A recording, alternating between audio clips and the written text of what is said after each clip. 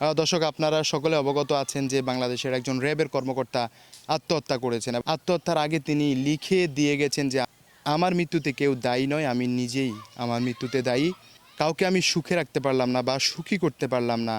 আমার স্ত্রীকে স্বর্ণালঙ্কারগুলো যেন দিয়ে দেওয়া হয় এবং মাকে ভাইদের হাতে তুলে দিলাম, ওরা যেন দেখে রাখে, ওরা যেন ভালো রাখে।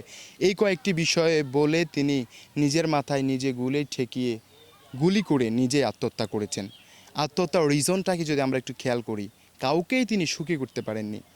দেখেন, তিনি কিন্তু একজন র্যাবের সদস্য, আর একজন র্যাবের সদস্য মানে তার শৌর্য, বীর্য, নাম, যশ, খ্যাতি, টাকা পয়সা কিচ্ছুর অভাব নেই। সুখী মানুষ বলা যায়, অথচ সুখ না পেয়ে তিনি আত্মহত্যা করেছেন। তার মানে টাকা পয়সা, সূর্য, বীর্য, নাম, দাম কিছুই আপনাকে সুখ দিবে না। সুস্থ ভালো একজন জীবনসঙ্গী আপনাকে সুখ দিতে পারে। সেটার জ্বলন্ত প্রমাণ ছিল এই র্যাব সদস্য। র্যাব সদস্যর বাইয়ের মুখ থেকে আমরা যেটা জানতে পেরেছি, র্যাব সদস্যের স্ত্রী কিন্তু ভালো মানুষ ছিল না।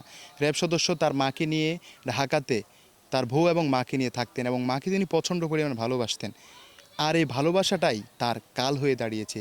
তার স্ত্রী কখনো সেটা চায়নি যে সে তার মাকে ভালোবাসুক। সে কিন্তু দফায় দফায় সেই র্যাব সদস্যকে প্যারা দিয়েছেন, নানানভাবে তাকে প্যারা দিয়েছেন। শেষ পর্যন্ত তাকে বলেছেন যেন তার মাকে দেশে গ্রামে পাঠিয়ে দেওয়া হয়। এই বিষয়টা র্যাব সদস্য মেনে নিতে পারে নাই। একটা কথা চিন্তা করেন, কতটা টর্চারের পরে, কতটা মানসিক যন্ত্রণার পরে এই ব্যক্তি মাকে ভালোবাসার পরেও মাকে দুনিয়ায় রেখে নিজে আত্মহত্যা করতে বাধ্য হয়েছেন একজন মহিলার কারণে। হয়তো এই মহিলাটা প্রচণ্ড লোভী ছিল, কিংবা হয়তো এই মহিলাটা চেয়েছে যেন তার স্বামী শুধু তাকে ভালোবাসা, অথচ তাকে ভালোবাসা আর মাকে ভালোবাসা যে দুটা আলাদা আলাদা বিষয়, সেটা সেই মহিলা বুঝতে পারে নাই। হয়তো এখন বুঝবে এবং প্রতিটা মুহূর্তে এখন মিস করবে যে কি হারিয়েছি, কি ছিল আমার কাছে, আমি কি হারিয়েছি।